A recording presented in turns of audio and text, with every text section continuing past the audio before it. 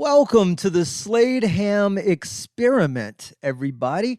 I reserved the right to come back before the end of the year. I made it about 6 days. Here I am. Cheers from the midnight spaceship as we ease towards 2023. I've got a lot of questions, your questions. I solicited them on Instagram and Twitter, and I think somewhere else. And there's a bunch, and I looked at a couple. One I know for sure. I had to look something up to answer it because I wanted to read something specific. The rest I'm just probably going to wing. But before that, I got to get this frustrated energy out of my system because I got a ticket for the first time in, I think, a decade. All right, it was almost entrapment. If you saw where I got it, you saw the faux on-ramp that Houston has created right around this particular intersection with 45. They lead you to believe you're getting on the freeway. And if you were getting on the freeway, no human being in their right cotton-flipping mind would ever go 45 miles an hour. Yet here we are. I was going 53, 55 because I thought I was getting on the freeway. Boop! Dude, it just lights. He didn't even sit in the car. He didn't even have to get out. He was just like one leg hanging out. He went boop and then just held his hand out and did one of those to wave you over. It was such a disrespectful way to get a ticket. So he gives me the ticket. Then he tells me, "Well, you're lucky, son, because I didn't give you a ticket for the inspection sticker and your registration that was out." That's not how he sounded, but that's certainly how I heard him. And my registration was out. I get it. You know what I mean? Don't act like you're doing me a favor for not writing me that ticket. Certainly don't act like you're doing me a favor for not writing me that ticket. If you wrote me that ticket after all, dude just handed it back. That's what I'd do if I was a cop. Because you get your ticket all folded up like a fortune, right? Like you just peel it out of a cookie. You try to open this thing up and figure out what it is. It looks like a CVS receipt now. They make them long. They got instructions all the way down like a Dead Sea Scroll. And you're supposed to decipher all that. So if the cop just tells you, "Well, I didn't write you a ticket for everything," you can't read all that fine print. You just go, "Thank you, sir. I really appreciate your generosity for not being a double asshole in your entrapment zone." And then you look at the ticket and you realize that he wrote you the ticket anyway. So the last 3 days, I've been trying to take defensive driving because like always, I've tiptoed up to the very tail end of what's allowed. They're going to expect me to submit all this stuff very soon. And this is a lesson in not trying to find the shortcut, because I have spent 3 days trying to get out of 6 hours worth of stuff. I started by calling every friend I knew who might still teach defensive driving for a long time. That was a second job of the comedian. I remember many a time so when I had my comedy club in Beaumont, on Saturdays, this is before I even owned it, when the Jordans owned it, I would go in on Saturdays to open the room up for defensive driving, and it would be taught by usually the comedian working that weekend, and they would pick up an extra couple of $100. And Sean Rouse and Ralphie May both taught that class a lot. I wonder if anybody remembers taking a defensive driving class from them. Anyway, they're dead. So I called my other friends who might know who was teaching defensive driving. No one could get me out of it. So I went the legal route. I went, well, I'm not going to sit in a Golden Corral and spend a whole gorgeous Saturday on one of our 3 days of winter. I'm not going to go do that, burn a weekend, eating a free buffet, and listen to some jackwagon drone on and on about blind spots. So I said, I'll just do this online. That makes sense, right? Just do it online. It's easy. I could do it at my leisure. I didn't know. I thought for certain that I was going to be smarter than whatever system they threw at me, right? You can't tell me this thing's going to take 6 hours. And me believe that. I got to believe I can do it in less. What is it, a timer? So I log into this thing, and you got to go through sections, and it's got a timer that counts down. And I thought, well, that's simple. I'll just open this up in Chrome. I'll pop open an extension. We'll get some JavaScript that'll bypass the timer. And I'm not a coder. I'm not smart when it comes to that kind of stuff, but I can do basic shit, right? This is beyond me. Their time code seems unskippable. And then the part that miffs me the most is the fact that the government shouldn't be able to force you. I'm trying to figure out whose responsibility this is, right? Because there's a particular section of the defensive driving course that you cannot skip. They make you watch a series of videos.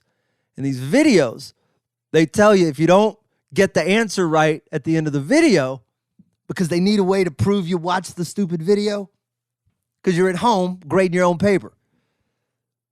So the only way for them to prove that you spent the whole time watching the video and didn't avert your eyes at all like a sane person is to ask you questions after the video. And then if you miss them, I didn't know this, you have to rewatch the video. So all of that information about my defensive driving course leads me to this one section about drunk driving. And they force you, like you're in Lost in that room with the crazy images, they want you to stare at this video about dead kids. Hi, this is Eric. Eric killed a bunch of kids. These are their names. Let's get to know them. And then let's show you some dramatic death scenes and sadness. I was going 7 miles over the speed limit, dude.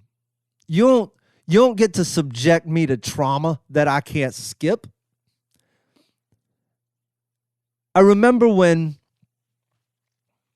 I was on probation because I had punched a comic in the face who deserved it. And in the probation office, they ask you these questions and they make you go through this process. And part of the process, they take you into this room and they make you watch a video about the horrors of drunk driving. Now, if this was just an informational video, I would be down, right? You want to pass along some factoids that need to get in my head. Okay, cool. But not everyone's in here for drunk driving, okay? Not everyone has this particular vice. Not everyone needs to be subjected to this, yet here we are in a group watching this video on loop that is just, it's REM's Everybody Hurts playing in the background, and they introduce you to a couple of people, and they're having a good, you're watching the video, you don't even know you're watching anything bad. It looks kind of festive. Oh, some people are at a party. Oh, some people leaving a football game. Oh, some people leaving a grandparent's house. But you know Everybody Hurts in the happy song, so you start to question what's about to happen, so you sort of keep watching. It's an intriguing narrative in front of you. And then everybody dies.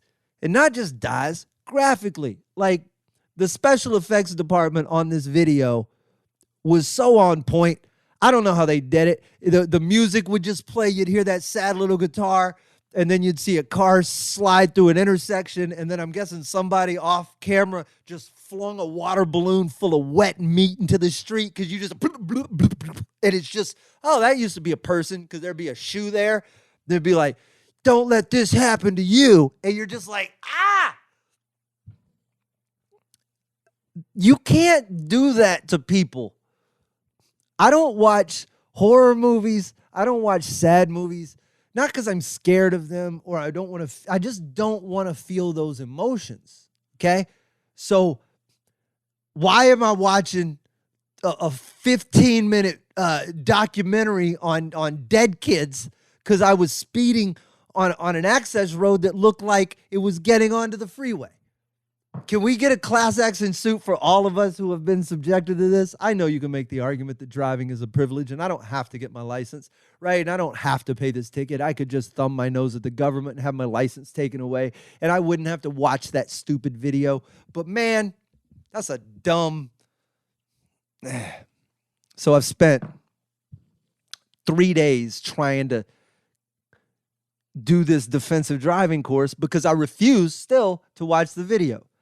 I'll just wait till the end and let you ask me your dumb question, and I'll take my 1 in 4 shot. Maybe it'll be right. Maybe it won't be right. I don't know what their names are. Monica and Louise, Amy and Erica. I don't know what the kids' names are. I'm just going to click guess, and if it's wrong, you can replay the video. I'm going to go for another walk. You can have my computer this weekend. What I should have done is just sit down and spend the 6 hours and be, that's who I am. Your questions. What did you guys send? There's bunches here. What did you send? Who? I should preface this by saying, you know me, a lot of you know me from my stand-up comedy career. I also host, or have for the last, since February of 2011, a podcast called The Whiskey Brothers. And over the course of what is now almost 12 years, the podcast has had 3,642 cast members. So the question, who is your favorite cast lineup from the podcast? So I have to go back and see who was on the air at that time. But for certain, would have been myself and Rob Mungle, who's been on the podcast for forever, no longer on the podcast. Would have been, so Ed Blake, rest in peace. God, how many people in this podcast are dead that I'm talking about? Ed Blake was probably the life bringer to this show. When John Wessling left, did Johnny even, I don't even remember. I think it was after he left. Anyway, Ed was about the funniest dude off the cuff that I've ever sat across the table with. So many of the stretches with him and I think Owen Dunn and Ashton Womack. I think Ashton was around that era. I could be wrong. Ashton's writing for The Daily Show now. Good to see people doing well. Yeah, so anything with Ed Blake in it, go back and look at that era. Kiki might have been on it, but any of the episodes he was on, I just, if I revisit anything to make myself happy, it's his episodes. Who is your favorite niece? Not you. I love my nieces, especially you. Will you ever release your book in audio format? No, not until All the Dragons Are Dead. That's the name of the book. That's not what I'm waiting on until I release it in audio form. I think that book is just what it is. I don't want to revisit it. I wrote it many years ago. It came out a couple of years ago, and I'm so deep into this new one that I think I'm just going to release the new one in audio format, and that's for sure going to happen. So you'll be able to read it or listen to it. I'll probably do the read myself, which means I got to learn to read. When are you coming to SoCal? No plans yet. Will you marry me? Oh, no. I just fundamentally don't believe in that, really. Do you like it wet? Well, barbecue, water slides, and that little thing that the bank tellers use to change your money? Yes. Socks, paint, babies, gremlins? What else? Do comedians have roadies? Am I seeing a trend here? No, roadies. Oh, that's from Burton. No, roadies are people who do the work, not the work for you, but the ones who set everything up and prep everything and load everything in. And we don't, because we don't, it's the whole show. I just be paying somebody else to do nothing. Unless you meant groupies, then there are lots of those. Or you mean the roadies like the beer you pick up on the way to the show? And then, yes. Here's one. I got a lot of these to get to. Explain why it's easier to fool someone than to convince them they've been fooled. Huh. I would bet, well, let's see, is that a true statement? It is easier to fool someone than convince them they've been fooled. Of course it is. The reason would be that if you're fooling someone, they don't know they're going to end up wrong until the reveal, right? They're enrolled the whole time until you trick them.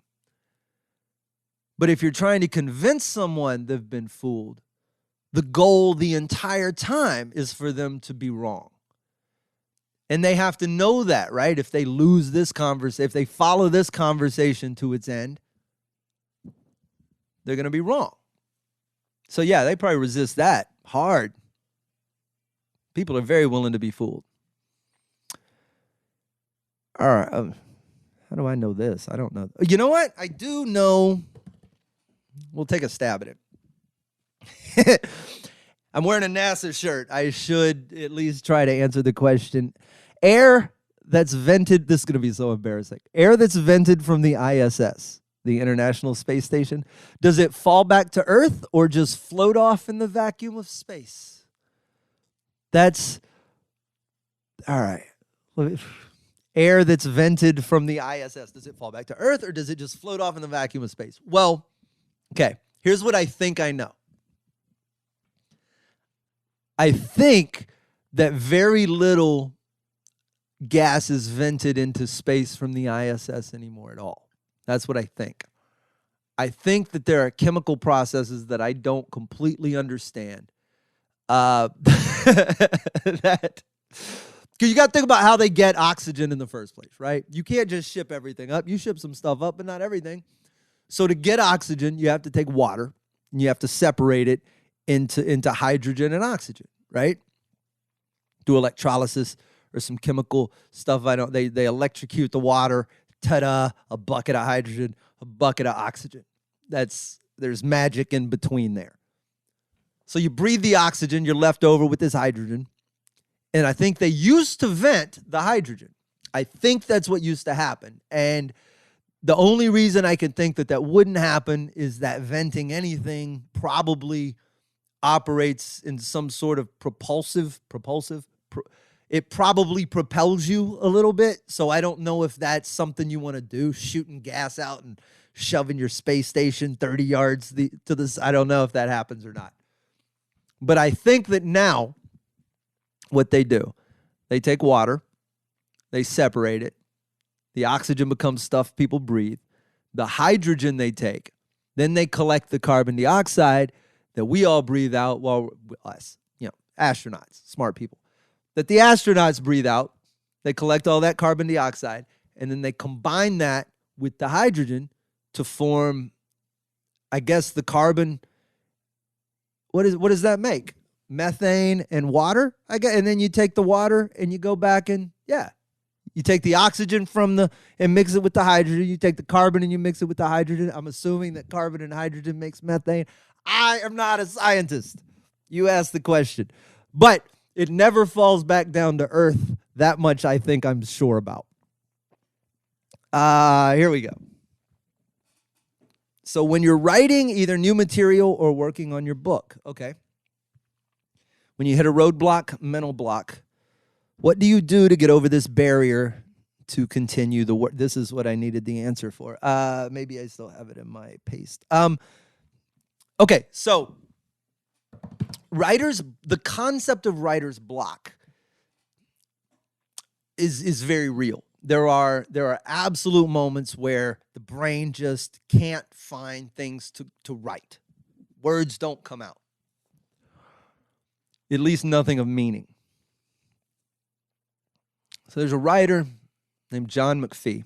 He wrote you can look this up, and I'm going to give you an excerpt, but you owe it to yourself to go read draft number 4 by John McPhee. I believe if you just Google it, there's a New Yorker article that is worth its time. But he answers the question like this. He opens the piece talking about a hypothetical student named Joel who comes to him like students do every year telling him that the words won't come and the ideas have stopped and he doesn't know what to do. And he thought he could be a writer, but he can't because he's just stymied. So McPhee writes, he says, Dear Joel, your writings say about a grizzly bear. No words are forthcoming. For 6, 7, 10 hours, no words have been forthcoming. You are blocked, frustrated, in despair. You are nowhere, and that's where you've been getting. What do you do? Well, you write, Dear Mother, and then you tell your mother about the block, the frustration, the ineptitude, the despair. You insist you're not cut out to do this kind of work. You whine, you whimper, you outline your problem, and you mention that the bear has a 55-inch waist and a neck more than 30 inches around, but could run nose to nose with Secretariat. You say the bear prefers to lie down and rest. The bear rests 14 hours a day, and you go on like that as long as you can. Then you go back and you delete the Dear Mother and all the whimpering and whining and just keep the bear. So this is a very good example of exactly what you have to do. You have to punch your way through. As he explains to young Joel trying to write about the bear, some days you just have to sit down and start typing. There is a point where your brain can't keep up its bullshit story, right? You've got the thing in there. If you didn't have the thing in there, you wouldn't want to sit down and write it. It's clawing, it's knocking, it's banging, it's fighting to get out. And you've got all this, as Stephen Pressfield would call it, resistance, telling you can't do it. You're not using the right words. This is stupid. You back up, you delete, all of that self-editing is what's really happening in a writing block situation, right? You write a sentence and then you judge the sentence and you decide that sentence is crap. Well, almost all of your sentences are crap. Like 1 out of every 100 sentences isn't crap. So you just got to write the crap. And the block is like that immediate editor jumping into the room and trying to do his work. And that's his job is tomorrow. Your job is now. And that's just to write everything. So my biggest weapon against it is to take my eye off the ball of quality and focus on quantity or movement at all. And then I usually can get the truck out of the mud. If I haven't mixed all of my metaphors there, I can probably find another one or two to slip in. Here's a fun one. All right, this, and then we're probably, let's see how long this lasts. If you were to have a superpower, super strength, speed, healing, or telepathy, what would yours be? Super strength, speed, healing, or telepathy. Okay, well, strength and speed both sound like more work for moi. You're super strong. You know what's going to happen. It's like having a truck. Everybody's going to want you to help them move. That's a stupid power. I just live on the 3rd floor and I have 9 couches and a pool table. You think you can help me? No. Yeah, I want to be super strong. You just automatically strong? You got to go to the gym to keep it up? You just have muscles, or actually no muscles and strong? It's like a large... Anyway, that's... Yeah, speed. People are going to erase me all the time. Healing or telepathy? Telepathy sounds terrible. Telepathy sounds good on the surface till you think about it, and then it sounds terrible. You don't want telepathy. I don't want to know things, right? I'm not that dude. I'm not going to go through your phone while it's laying on the table. I'm not going to ask people questions about you, what you say when I'm not around. I don't want to hear your dumb thoughts. Give me what you give me. Be who you are. Let me deal with that person. I don't need up in people's head. I mean, you could use it for all sorts of nefarious purposes, right? Nefarious. Damn it, I'm turning into my friend Jerry Wayne. I know what the words look like. Nefarious. You could rob banks. You know what I mean? You could read a security guard's mind, figure out when he had to pee. But past that, I do not want to know what some people think of me. And healing would be on the surface, sounds like the best one for a while. Can you get rid of it when you want to? Can you die? I don't want to not be able to die. Healing would be cool, but I don't want to be immortal, right? You imagine how insufferable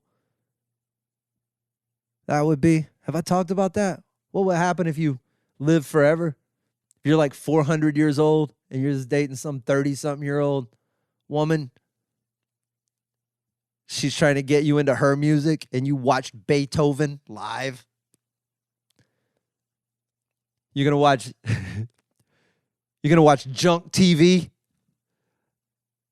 Like, I was at the Crusades. I'm not watching this. Anyway. Yeah, no, nobody wants to live forever. That sounds absolutely insufferable. Which brings me back to the first two, strength or so. I guess I'm on speed. I'm not on speed. I guess speed is my choice. That's where I'm putting my chips on the square of speed, because that's at least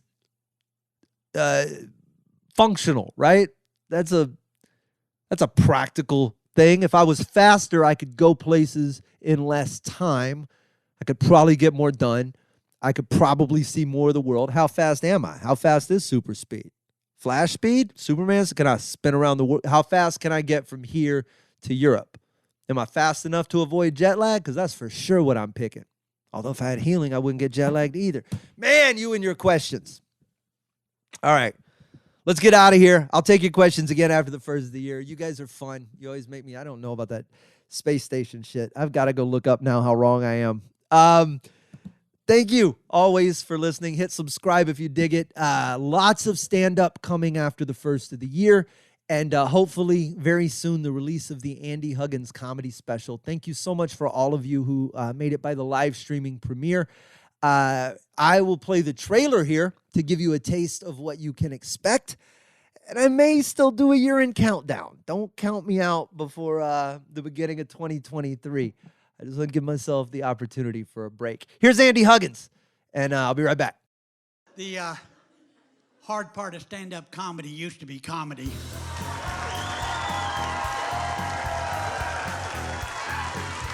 My butt is shrinking. You can't tell, but right now I'm twerking. Walking can be difficult for me at times. I do worry about tripping and falling, so I wear a helmet. I also worry about looking ridiculous, so I carry a skateboard. I'm not on Twitter, but I will stop people on the street and tell them shit they're not interested in.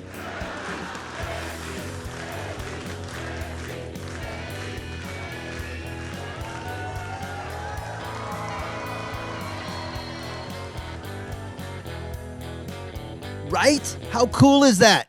It's the Andy Huggins Early Bird Special. It's one of the best hours of stand-up comedy I've ever watched in my life. Well, 50 minutes. I'm Slade Ham. This is my experiment. See you soon.